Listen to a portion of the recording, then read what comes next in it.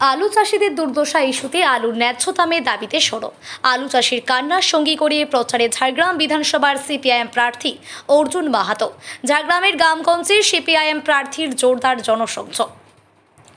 আসন্ন বিধানসভা নির্বাচনকে সামনে রেখে ঝাড়গ্রাম জেলায় রাজনৈতিক প্রচার ক্রমশই তীব্র আকার নিচ্ছে। এই আবহে গ্রাম বাংলার বাস্তব সমস্যাকে সামনে রেখে প্রচারে নামলেন ঝাড়গ্রাম বিধানসভা সিপিআইএম প্রার্থী অর্জুন মাহাতো। এদিন ঝাড়গ্রাম লাগোয়া লোহামেলিয়া জমনিকাটা সহ কুর্মী অধ্যুষিত অঞ্চলে একাধিক গ্রামে জোরদার প্রচার চালান তিনি। গ্রাম থেকে গ্রামে ঘুরে সাধারণ মানুষের সঙ্গে সরাসরি কথা বলেন এবং তাদের অভাব অভিযোগ মন দিয়ে শোনেন। প্রচারের মূল কেন্দ্রবিন্দুতে উঠে আসে আলু চাষিদের দুর্দশার কথা। চাষের খরচ ক্রমাগত বাড়লেও বাজারে ন্যায্য দাম না পাওয়ায় চরম সংকটে পড়েছেন কৃষকেরা। এমনই অভিযোগই বারবার উঠে আসে চাষিদের মুখে। অনেকেই জানান, আলুর বাজার দর ওঠানামা করায় উৎপাদনের খরচ তুলতেই হিমশিম খেতে হচ্ছে তাদের। এই পরিস্থিতিতে অর্জুন মাহাতো কৃষকদের পাশে থাকার আশ্বাস দেন। তিনি বলেন, চাষিদের ন্যায্য দাম নিশ্চিত করা এবং সরকারি সহায়তা পৌঁছে দেওয়াই তাদের অন্যতম লক্ষ্য। তার কথায়, চাষিরা বাঁচলে তবেই গ্রাম বাঁচবে, আর গ্রাম বাঁচলেই প্রকৃত পরিবর্তন সম্ভব। গ্রাম বাংলার মাটিতে দাঁড়িয়ে কৃষকদের এই সমস্যাকে সামনে রেখেই প্রচারে নতুন মাত্রা যোগ করেছেন সিপিআইএম এর প্রার্থী। রাজনৈতিক মহলের মতে কৃষকদের এই ইস্যুই আসন্ন নির্বাচনে গুরুত্বপূর্ণ ভূমিকা দিতে পারে। আমার নাম অর্জুন কুমার মাহাতো। আমি 222 ঝাড়গ্রাম বিধানসভা কেন্দ্রের প্রার্থী হয়েছি। কতটা আশাবাদী? আমি পুরোটাই আশাবাদী, 100% আশাবাদী। কেন? আমি কারণ লড়াই সংগ্রামের মধ্য দিয়েই এসেছি। 90 সাল থেকে লড়াই সংগ্রাম আন্দোলনের সঙ্গে যুক্ত আছি। জমি আন্দোলনে বিশেষ করে যুক্ত আছি। 90 সাল থেকে বিভিন্ন সংগ্রামের সাথে যুক্ত আছি। কর্মসূচি পালন নয়, আমরা আন্দোলনের সাথে যুক্ত আছি। এই যে ধরুন, বিভিন্ন জায়গায় যেসব জমি সংগ্রাম আন্দোলন, যে বাঁকড়ার কথা আপনারা শুনেছেন, সমস্ত পার্টি করেছে, কেউ কিছু করতে পারেনি। আমরা সিপিআইএম পার্টি এবং তার সাথে সাথে আমরা কৃষক সভার মাধ্যমে আমরা যে 125 জনের যে জমি বেহাত হয়ে গেছে, সেই জমিকে আমরা পুনরায় ফেরত দেওয়ার ব্যবস্থা করেছি।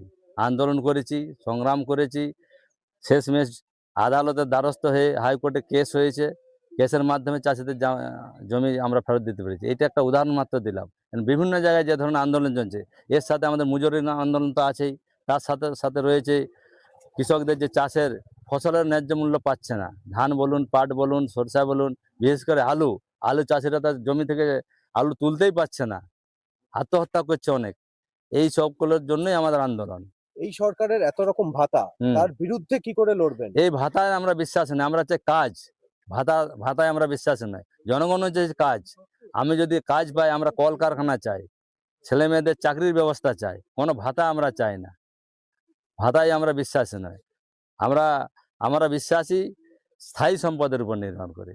স্থায়ী সম্পদ এলাকায় গড়ে উঠুক, কলকারখানা হোক, স্কুল কলেজগুলো বন্ধ হচ্ছে কেন, স্কুল কলেজগুলো চালু থাক, বিভিন্ন দপ্তরে কর্মী নিয়োগ হোক, এটাই আমাদের আসল উদ্দেশ্য।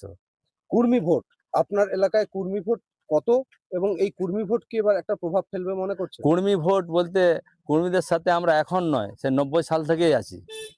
মানিকপাড়া এলাকায় যত আছে, আমাদের কুর্মী নেত্রীর সঙ্গে আলোচনা করবেন, আমরাই প্রথম লিখেছিলাম।